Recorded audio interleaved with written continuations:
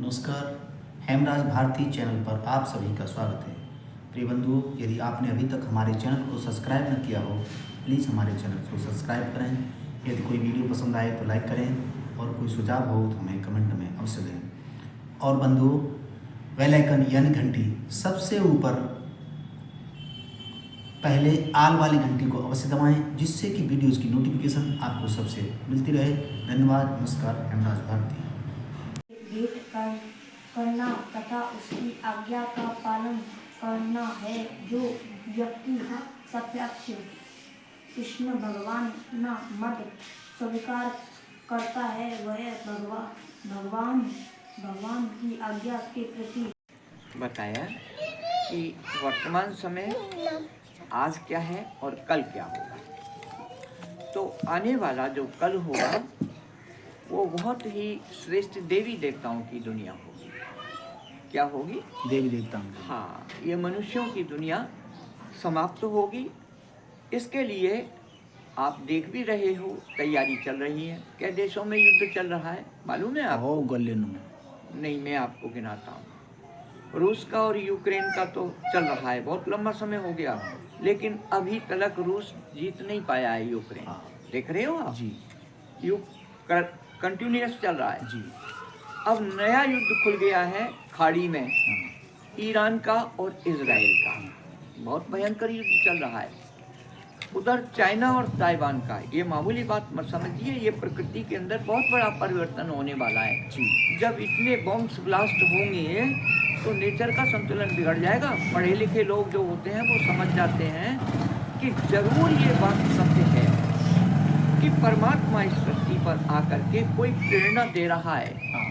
ये बड़े बड़े बॉम्ब से नेचर का संतुलन बिगड़ेगा, मूसलाधार पानी पड़ेगा, अग्नि बरसेगी सूर्य के द्वारा, इतना हीट हो जाएगी वातावरण में कि हम बर्दाश्त नहीं कर पाएंगे। तो महापरिवर्तन कैसे होगा? मूसलाधार पानी पड़ेगा, भूकंप आएंगे, तूफान आएंगे, संतुलन बिगड़ गया नेचर का, सब कुछ तहस नहस हो जाएगा। तब उधर देखते हैं ना, हम क्या दिखाते हैं, कृष्ण का जन्म कब हुआ था? जब अति बरसात हो रही थी, बहुत बरसात हो रही थी। उस बरसात में लेकर के टोकरी में धर के वसुदेव गए थे, ऐसा गायन बताते हैं जी। तो श्री कृष्ण भी कब आएंगे? जब एकदम जल ही जल होगा, मूसलाधार पानी पड़ेगा, भूकंप आएंगे, ये दुनिया नहीं रहेगी। तो परमात्मा आज 86-87 साल से, 1936 से आज 2024 पे हम आ गए। 2024 भी एंड होने को जा रही है। 1936 से और आज कितना टाइम हो गया इस चीज को? 36 से 24 तक कितना टाइम होता है? 88 साल। कितना हो गया? 88, नियर अबाउट 88 बनते हैं जी। 88 वर्षों से परमात्मा किन्हीं महान आत्माओं के द्वारा इन विकारों के ऊपर विजय प्राप्त करा रहा है। दोस्त, किसी के ऊपर विजय प्राप्त नहीं करनी। सबसे बड़े शत्रु तो हमारे ही अंदर बैठे होते हैं। तुलसीदास भी रामायण में लिखते हैं, तात तीन अति प्रबल खल। क्या कहा? तात तीन अति प्रबल खल, काम क्रोध मद लोभ और करहि निमिष में क्षोभ, ऐसा लिखा है जी। यानी ये इतने प्रबल हैं जिनको मनुष्य जीत नहीं सकता है। मैं गारंटी देता हूँ आपको, लिख करके देता हूँ और उस पर मोहर मार के देता हूँ, किसी की ताकत नहीं है जो जीत जाए। इसके ऊपर विजय प्राप्त कराने वाली सत्ता केवल एक परमात्मा है। वही परमात्मा से विश्व में निकलने चाहिए। आत्माओं का देवता ही पलट रहा है, जो अति देव आत्मा थी, जिसको हम महान आत्मा तो वो हैं जिनके मन वचन कर्म में पवित्रता हो जी। मन वचन कर्म में क्या हो? पवित्रता, पूर्ण पवित्रता हो। रिंचक मात्र भी संकल्प में भी कोई अपवित्रता न हो, उसे कहते हैं महान आत्मा। तो ये कार्य परमात्मा उन आत्माओं को पहले जगाता है और उनको ये कार्य देता है। अरे भैया लाला, उसको नाम देते हैं भगवान शिव ब्रह्मा। किसका? ब्रह्मा का टाइटल हर एक को नहीं मिलता है। नाम भी किसके आधार पर दिया जाता है? विशेषताओं के आधार पर दिया जाता है। दयानंद को भी महान आत्मा कह सकते हैं हम, यानी प्रीसेप्टर कह सकते हैं, धर्म स्थापक की आत्मा। आर्य समाज के धर्म की इसे बोलते हैं प्रीसेप्टर। ये आर्य समाज की स्थापना करने वाले ऋषि दयानंद थे। लेकिन इनमें भी पावर होती है। क्या होती है? शक्ति होती है, आत्मबल। आत्मबल होता है। ये आत्मबल के आधार पर धर्म की स्थापना करते हैं। उसी तरह से परमात्मा जो सुप्रीम पावर है, वो आदि सनातन देवी देवता धर्म की स्थापना करता है सृष्टि पे आके। भैया जी, आदि सनातन देवी देवता धर्म जो योग बल से सृष्टि चलती है, वहां पर ये अंडरस्टैंड करो। और मार्किंग करने वाली बात है, वहां पर संतान कैसे पैदा होती है? योग बल से। योग बल से। ये नहीं है ये कलियुगी गंदगी, बिल्कुल नाम भी नहीं। वहां पर पवित्रता की शक्ति होती है। दृष्टि से गर्व रह जाता है, मालूम भी नहीं काम वासना क्या है, ये वो देवता जानते भी नहीं। तभी तो उसे अमरलोक कहते हैं। अमरलोक क्यों है? क्योंकि देवताओं का जो वीर है, जो शक्ति है, वो ऊर्ध्वगामी होती है। आज भी नैष्ठिक ब्रह्मचारी, अखंड ब्रह्मचारी, उनका जो है ना तेज जो है ऊपर को ऊर्ध्वगामी होता है, और कामी का नीचे की ओर, मृत्यु की ओर। नीचे खिसकना माने मृत्यु की ओर जाना, ऊर्ध्वगामी होना माने अमृत्यु की ओर जाना। तो इतना दिव्य कर्तव्य परमात्मा हमारे द्वारा कराता है, आप आत्माओं के द्वारा, कि बच्चे इस समय में आपको मनुष्य से देवता बनने की पढ़ाई पढ़ा रहा हूँ। तो पहला पाठ हमारा आत्मा का है कि हम आत्मा का अभ्यास करें। कार्य करते समय भी मैं आत्मा इन कर्मेंद्रियों से ये कार्य कर रही हूँ। यह अभ्यास बहुत जरूरी है। शरीर को देखने का अभ्यास न करके आत्मा को देखें। इसके अलावा हम किसी से व्यवहार में भी आते हैं, तो व्यवहार में भी हमारे अंदर आत्मिक दृष्टि होनी चाहिए। दृष्टि कैसी हो? हमारी आत्मा भाई भाई की दृष्टि, ये सर्वोच्च दृष्टि है। इसके बाद में बाबा कहता है हमारे जीवन में नियम और मर्यादा है। योगी जीवन के नियम मर्यादा क्या है? देखो, आप ये जानते हैं, जैसा मनुष्य आहार करेगा वैसे ही विचार बनते हैं। कहते हैं जैसा अन्न वैसा मन।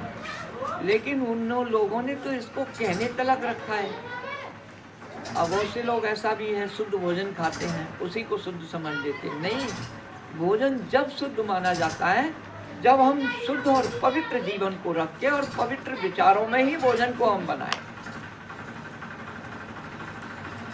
वो भोजन नंबर 1 पवित्र भोजन माना जाता है। जैसे कि हम पूर्ण पवित्र हैं, ब्रह्मचारी हमारा जीवन है, और परमात्मा की याद में हम उस भोजन को बनाएंगे। वो भोजन अमृत भोजन है। कैसा भोजन है? अमृत है वो। लेकिन आपने देखा होगा मोस्टली क्या है, माता बहन जो भोजन बना रही हैं, गुस्सा करती जा रही हैं, लड़ती जा रही हैं, तो वो शुद्ध भोजन नहीं। देख लो कितनी गहरी बात निकल कर के आई है ना। कहते हैं जैसा अन्न वैसा मन। बात तो ये है, हम ये सोचें कि हम सेवा कर रहे हैं। हम क्या कर रहे हैं? सेवा। हम इतनी आत्माओं की सेवा कर रहे हैं, ये प्रभु के द्वारा हमको सेवा का मौका मिला। देखिए, सोच का ही तो फर्क है। आप उसको सेवा के भाव में बदल दो। अगर आप इसे वजन के भाव में रखेंगे कि अरे ये और मुसीबत आ गई फलाना, तो वो तो भोजन का टेस्ट ही बिगड़ जाता है ना। केवल भाव का ही तो अंतर है। तो भोजन बनाते समय हमारे शुद्ध विचार हों। और वैसे भी आप जानते हैं प्याज लहसुन तो देवता भी स्वीकार नहीं करते। शुद्ध सात्विक भोजन होता है। ब्रह्मचर्य पहली चीज हमारे जीवन में, ब्रह्मचारी जीवन हो। शुद्ध दैवी गुण और सत्संग, ये हमारे योगी जीवन के 4 पिलर्स हैं। कौन है? ये खम्भ है। कौन कौन से? ब्रह्मचर्य, शुद्ध अन्न, दैवी गुण और सत्संग। अब वो सत्संग कौन सा है? ऐसा सत्संग नहीं है जैसे कि हमने रामायण पढ़ ली और फिर काम वही कर रहे हैं। आपने देखा होगा आरती में हम गाते हैं विषय विकार मिटाओ पाप हरो देवा, लेकिन घरों में जाके फिर वही विषय विकार करते हैं। तो यहाँ पर भगवान कहते हैं बच्चे खबरदार, रुक जा, गा के क्या आया कर क्या रहा है? गा के क्या आया क्या नहीं कर? समझे, और घर में कर क्या रहा है? विषय विकार मिटाओ पाप हरो देवा। भगवान कहते ये पाप है, अब नहीं, मुझे ये खोटे सिक्के मेरे को दे दो। जो तुम्हारे पास खोटे सिक्के हैं कौन से? हमारे अंदर वासनाएं, काम, क्रोध, लोभ, मोह, अहंकार, गुस्सा करना, लड़ाई करना, ये भगवान कहते हैं ये 5 खोटे पैसे आप मेरे को दे दो, मैं आपके लिए हथेली पर स्वर्ग लेकर के आया। जब मानव जीवन से अगर ये बुराई चली जाए तो जीवन स्वर्ग कैसा बन जाएगा? सुखी जीवन बन जाएगा। ठीक है ना? तो अभ्यास हमारा आत्मा को देखने का। दूसरा, हम आत्माएं कहाँ से आई? परम धाम से। वो मुक्ति धाम कहो, परम धाम कहो, वहाँ से ही परमात्मा से हम बच्चों को लेने के लिए आए हैं। तो अब हमें उसे याद कहाँ करना है? हमारी बुद्धि भी वहीं जानी चाहिए। कहाँ पर?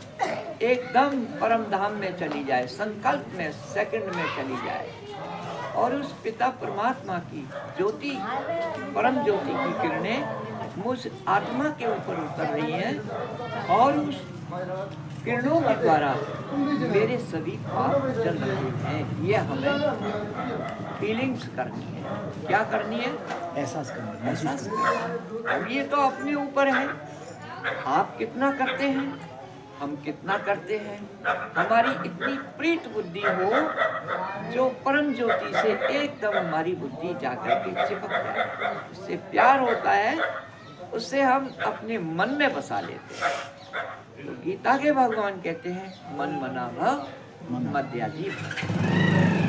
मन को मेरे से जोड़ो, किससे जोड़ो? मेरे से जोड़ो, और मन को वासनाओं से बिल्कुल मुक्त करना है। तो जैसे जैसे जब हम शिव बाबा की याद करेंगे तो हमारे मन को क्या मिलेगी भैया? शक्ति मिलेगी। शांति तो पवित्रता में समाई है, शांति पवित्रता में स्वयं समाई है। तो उस शक्ति के द्वारा हमारे अंदर वो शक्ति आएगी तो हम कार्य करने में सक्षम होंगे। आज वो शक्ति नहीं होने से क्या है? हम कार्य करने में सक्षम नहीं है। तो ऐसी पवित्रता की शक्ति और शांति की शक्ति और सुख और आनंद की अनुभूति हमारे अंदर आने लगी और उसे हम महसूस करने लगे। क्या करेंगे? उसे हम महसूस करेंगे।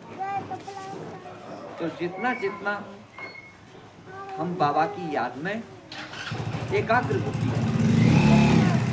सबसे बड़ी चीज ये है कि उस पिता परमात्मा की याद में हमको इतना एकाग्रचित्त हो जाए जिससे कि वास्तव में हमारे द्वारा भी लोगों को शांति की और आनंद की अनुभूति हो।